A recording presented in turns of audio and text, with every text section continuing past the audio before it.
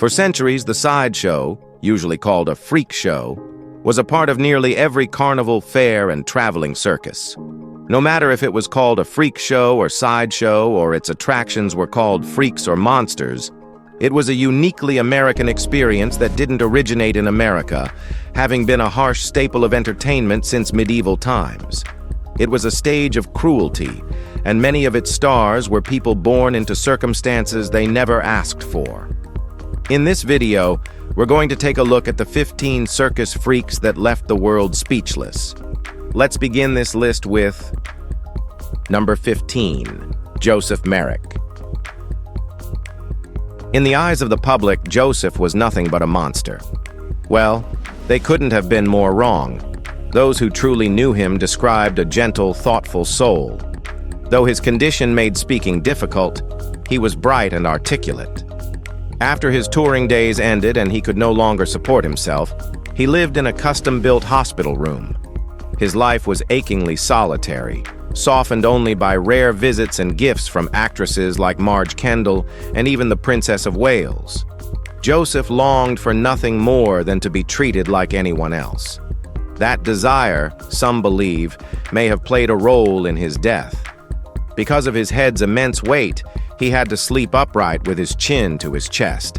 But on April 11, 1890, he was found lying flat. Initial theories blamed crushed airways, but later it was confirmed. A dislocated vertebra caused his death. In seeking the normalcy he was denied, Joseph Merrick may have finally found peace. Number 14, Daniel Lambert. Daniel, once called the fattest man in England, became the first person to earn a living solely by showcasing his body. Born in 1770, he was always larger and stronger than those around him. He loved sports, could swim with 2 men on his back, raced dogs, and even bred fighting roosters. By age 23, he weighed 450 pounds. In adulthood, he exceeded 700. Before becoming an attraction, he worked as a prison warden until it closed in 1805. At first, he resisted becoming a public exhibit, but financial hardship left him no choice. In 1806, he moved to London, where people paid to see him, not just for his size, but for his sharp wit. When asked rudely about his coat's cost, he snapped, "If I knew which piece your shilling paid for, I'd cut it out." He toured until he died in Stamford on June 21, 1809. His coffin was so massive it had to be wheeled into the ground. Number 13, Lady Olga. Jane Barnell, known on stage as Lady Olga, was among the most iconic bearded women of her time. Born in Wilmington, North Carolina in either 1871 or 1877, her childhood was brutal. Covered in hair since infancy, her mother sold her to a traveling show at just 4 years old while her father was away. Abandoned during a German tour, she was eventually found and rescued. But the path to the stage had already taken root. As an adult, Jane performed with John Robinson in the 1890s, later joining the Ringling Brothers, Barnum, Four-Paw Cells, Coney Island's Dreamland, and Hubert's Museum in Times Square. Unlike many performers whose conditions were exaggerated, her beard was authentic, measured at 13 inches, and advertised as the longest in the world. Her most enduring moment came in Todd Browning's 1932 cult classic Freaks, where she played herself. Of Russian Jewish and Catawba ancestry, she carried pride and defiance. She retired quietly and died in 1951. Her legacy never faded. Number 12, Leonard Borchardt. Leonard Borchardt, better known as Oofty Goofty, was born in Berlin in 1862. After immigrating to America, he morphed into one of California's strangest figures in the wild late 19th century. He began in dime museums, his body smeared with glue and fur, locked in a cage as the Wild Man of Borneo. His name came from the strange cries he'd shout, "Oofty Goofty!" Later, he rebranded himself as a man immune to pain. For a small fee, people could beat him with sticks, canes, even baseball bats. Legend has it, boxing champ John L. Sullivan once broke a pool cue over his back. He pulled wild stunts too, rolling cross-country in a wheelbarrow, mailing himself in a crate, or entering eating contests. Leonard made a living out of showmanship and absurdity, turning self-promotion into a bizarre art form. Though his final years faded into silence, Oofty Goofty remains one of the most outlandish, fearless hustlers ever to grace the sideshow world. Number 11. Caroline Crachami. Caroline Crachami is remembered as the first documented case of primordial dwarfism. Her story remains one of the most haunting examples of human exploitation, paraded as entertainment. Born in Palermo, Sicily on November 15, 1815, she reportedly weighed only 1 pound and measured a mere 8 inches at birth. She was the smallest of 5 siblings. In 1824, she was taken to England by Dr. Gilligan, her so-called manager. She toured cities like Liverpool, Birmingham, and Oxford before landing in London's Mayfair, where crowds paid a shilling to see her. For extra, they could feed her or dance with her. On June 3, 1824, she collapsed after enduring over 200 visitors in one day. Death didn't end the abuse.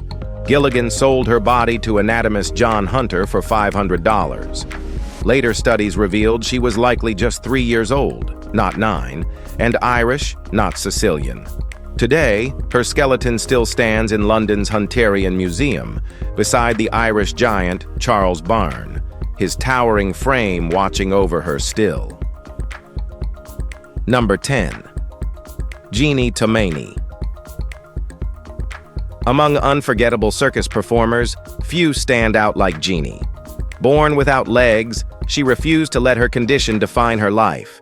Instead, she built a career on resilience and extraordinary strength. With powerful upper body control, she amazed crowds with daring acrobatics that defied every expectation. Her story became legend when she married Al Tomaini, a man who stood over 8 feet tall. The striking contrast, a legless woman and a towering giant, made them one of circus history's most iconic duos. But their fame went beyond appearance. Together, they built and ran their own show, a symbol of ambition, loyalty, and sheer will. Jeannie lived to 82, a remarkable lifespan in such a grueling profession and rare condition. Her legacy wasn't just about spectacle, it was about heart.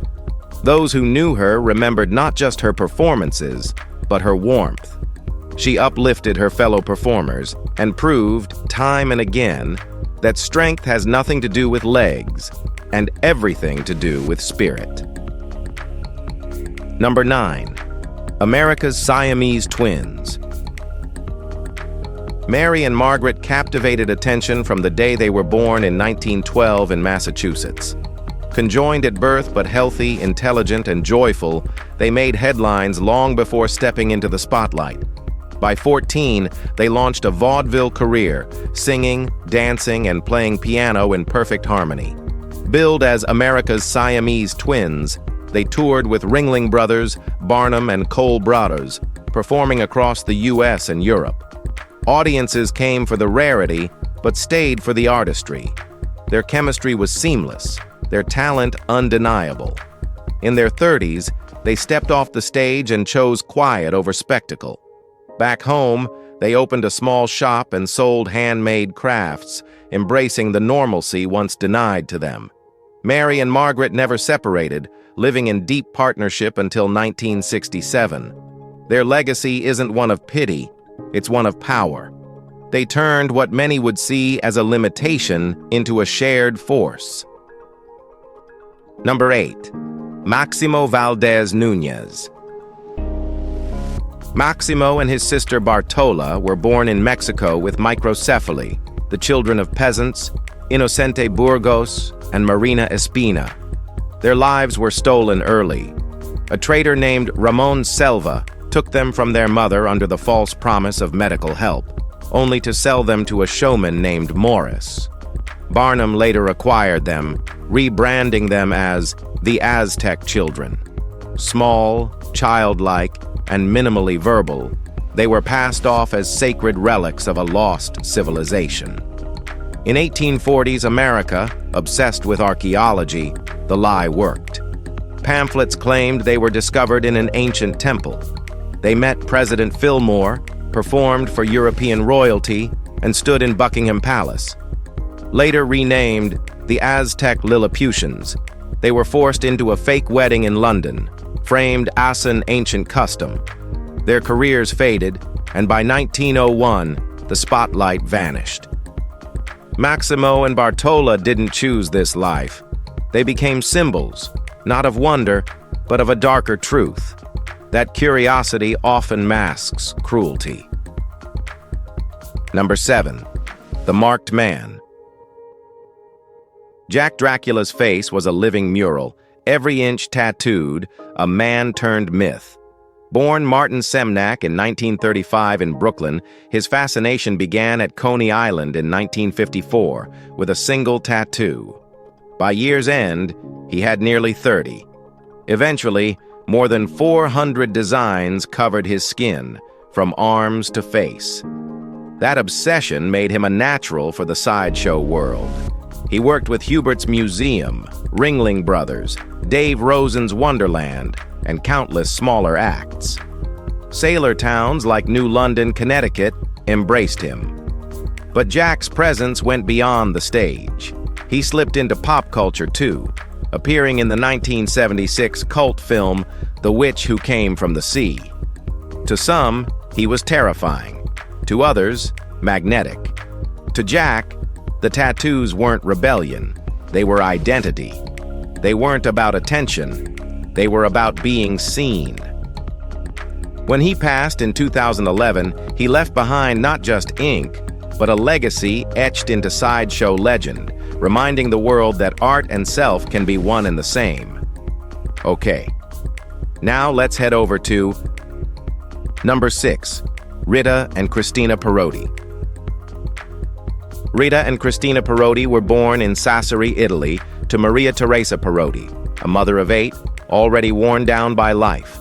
Conjoined at the rib cage, the twins shared one torso but had 4 arms and 2 heads.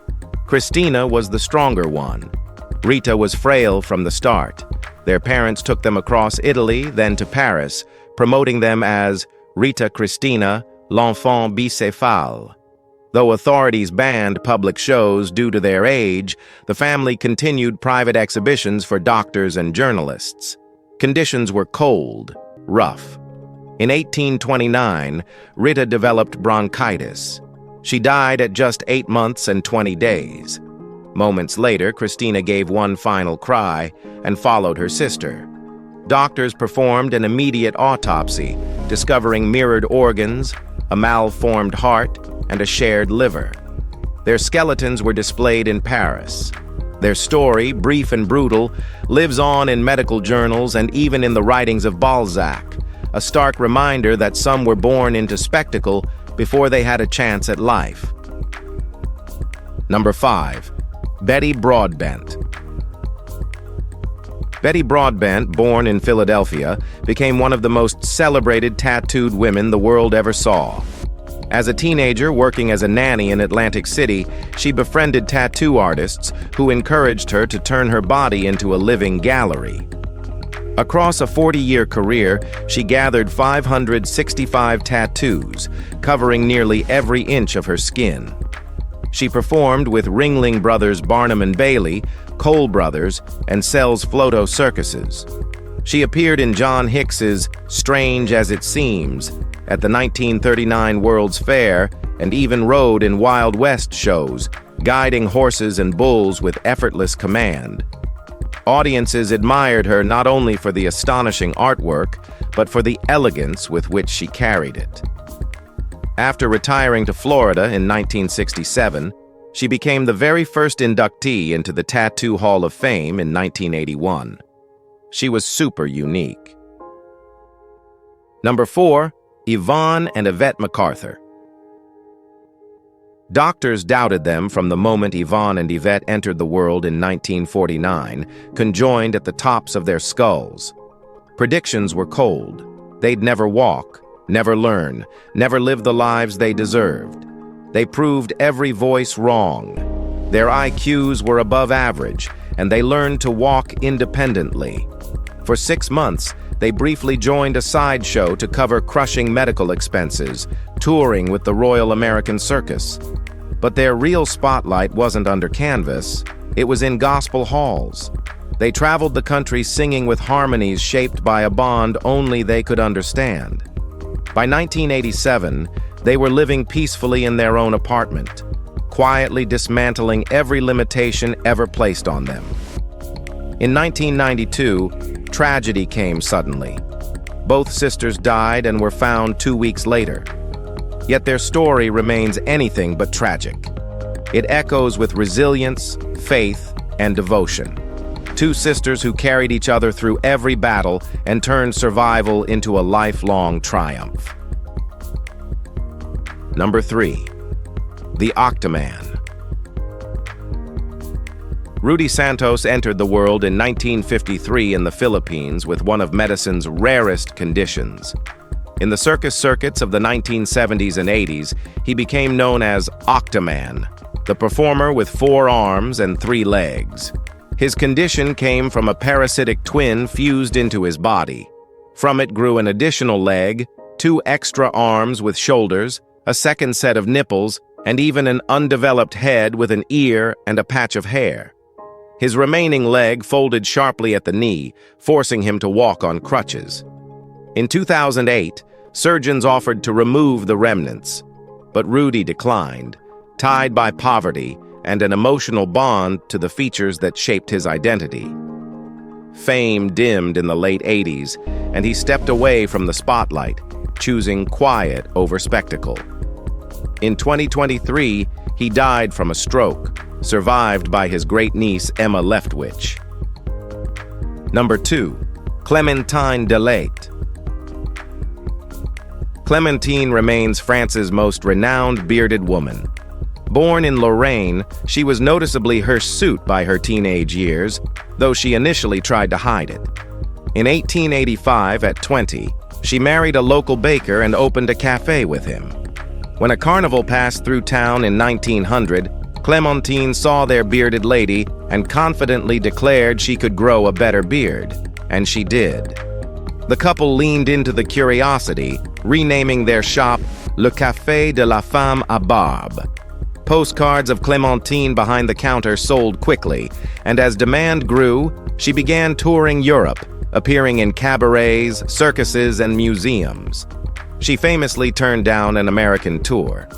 In 1934, she published her memoirs, capturing her sharp wit and pride. Although she never reached Anne Jones's level of international fame, she carved a legacy all her own. Number 1. Edouard Beaupré. Edouard was the first of 20 children born to Gaspard and Florestine Beaupré. By the time his short life ended, he had grown to 8 feet 3 inches, making him one of history's tallest men. He died at 23 from a pulmonary hemorrhage during a performance at the Louisiana Purchase Exposition in St. Louis. What followed was grotesque. His body was sent for embalming, and his manager, William Burke, convinced the family to agree to burial in St. Louis to avoid transport costs. They consented, believing a proper funeral took place. Instead, Burke vanished, leaving Edouard's body unpaid for. The funeral home placed his embalmed corpse in their storefront window to recover expenses. Crowds gathered to stare. His body changed hands multiple times and was later displayed at Quebec's Eden Museum.